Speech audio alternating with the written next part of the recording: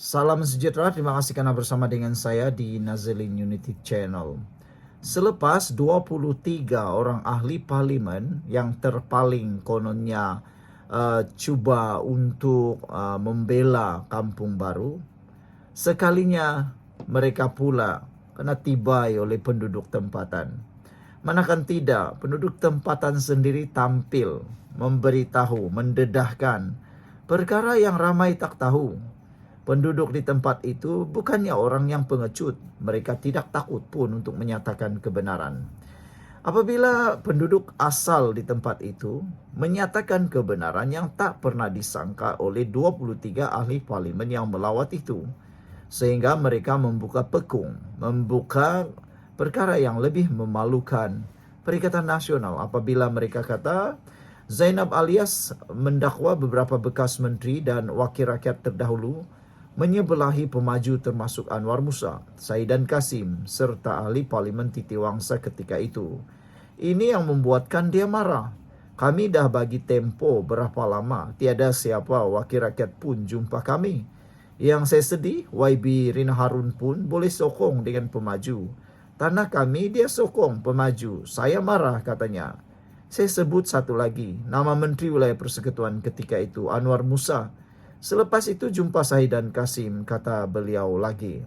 Jadi saudara-saudara sekalian, tindakan 23 ahli parlimen Perikatan Nasional yang cuba menunggang isu ini sebenarnya hanya merugikan mereka apabila pekung yang selama ini tersembunyi kini berbalik kepada mereka. Bak kata pepatah, sendiri kena pada muka sendiri. Sehingga Tuan Ibrahim, Tuan Man, Timbalan Presiden PAS tampil meminta supaya pihak terlibat di era Perikatan Nasional beri penjelasan berkait isu kampung Sungai Baru. Itulah kan. Cuba nak jadi hero, malu sendiri. Lebih penting daripada itu lagi, terpaksalah pula membuat penjelasan. Aduh. Timbalan Presiden PAS Tuan Ibrahim Tuan Man berpendapat ada kewajaran bagi pihak yang terlibat dalam isu pengambilan tanah kampung Sungai Baru di Kuala Lumpur ketika pentadbiran Perikatan Nasional untuk memberikan penjelasan. Menyifatkan pengambilan tanah di situ sebagai isu lama, Tuan Ibrahim berkata, penjelasan daripada pihak berkenan diperlukan. Ini isu dah lama, jadi saya ingat ia perlu penjelasan daripada pihak berkenan pada waktu itu katanya. Dengan ini, ianya secara tidak langsung mengesahkan bahawa kes ini tiada kena-mengena dengan Anwar Ibrahim. Jadi kenapa pula nak kaitkan isu ini dengan Anwar Ibrahim dan yang paling teruk sekali, dikaitkanlah pula dengan DAP. DAP diam-diam tak tahu nak buat apa-apa, tak buat apa-apa, dia pula dipersalahkan. Las-las, dia pula yang kononnya cuba mengarahkan, cuba nak mengontrol, mengawal Anwar Ibrahim. Padahal semua ini berlaku pada tahun 2021 ketika Perikatan Nasional paling berkuasa waktu itu. Itulah pengakuan daripada Tuan Ibrahim Tuan Man. Dia sahkan bahawa ini isu sudah lama dan dia perlu penjelasan daripada pihak yang bertanggungjawab pada waktu itu. Siapa lagi kalau bukan ahli Perikatan Nasional. Sebab ini legasi yang wujud sejak bertahun-tahun sebelumnya. Saya sendiri secara pribadi rasa kita perlukan penjelasan terhadap perkara-perkara tersebut. Apa yang berlaku pada tempoh tersebut perlu penjelasan lanjut. Tuan Ibrahim berkata, ketika ditanya jika isu tersebut merupakan kesilapan kerajaan PN apabila ia didakwa tercetus ketika itu. Ahli Parlimen Kubang Krian itu antara 23 wakil rakyat pembangkang yang hadir mendengar taklimat yang disampaikan penduduk kampung berkenan yang terkesan dengan program pembangunan di kawasan itu semalam. Dalam pertemuan itu, pengerusi jawatan kuasa sementara penduduk kampung Zainab Alias mendakwa beberapa bekas menteri dan wakil rakyat terdahulu menyebelahi pemaju termasuk Anwar Musa, Saidan Kasim serta ahli Parlimen Titi Wangsa ketika itu Rina Harun. Kami dah bagi tempo berapa lama, tiada siapa wakil rakyat pun jumpa kami. Yang saya sedih, YB Rina pun boleh sokong dengan pemaju, tanah kami dia sokong. Saya marah katanya. Saya sebut satu lagi nama, Menteri Wilayah Persekutuan ketika itu Anwar Musa.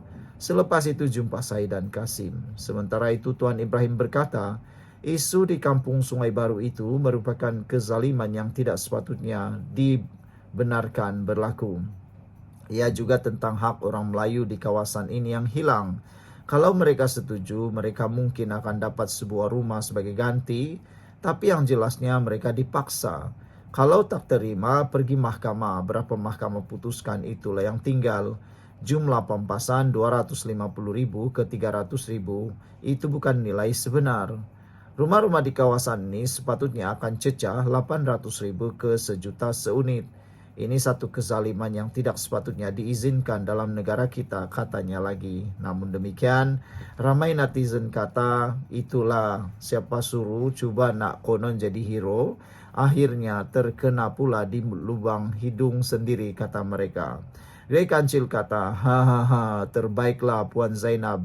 Ahli pembangkang ni datang beramai-ramai konon nak jadi juara. Las-las, terbongkar juga siapa yang onar rupa-rupanya 3 pemimpin Perikatan Nasional PAS. Nah kan, itulah. Lebih baik mereka diam-diam, tidak orang tahu. Sekarang tersebarlah pula satu dokumen yang menunjukkan tarikh tahun 2021. Dokumen itu sangat penting dan sulit, tersebar luar biasa. Black Panther 3884 kata, begitu ramai ahli parlimen yang turun padang, tak satu yang datang minta ampun. Bersujudlah, kata Black Panther. Betul juga lah kan. Dalam ramai-ramai yang datang melawat kampung baru ini, mereka tiada satu pun yang meminta maaf.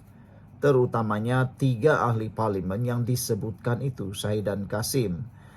Siapa lagi ya? Yang disebut tadi itu ialah Syahid dan Kasim, Anwar Musa dan YB Rina Harun.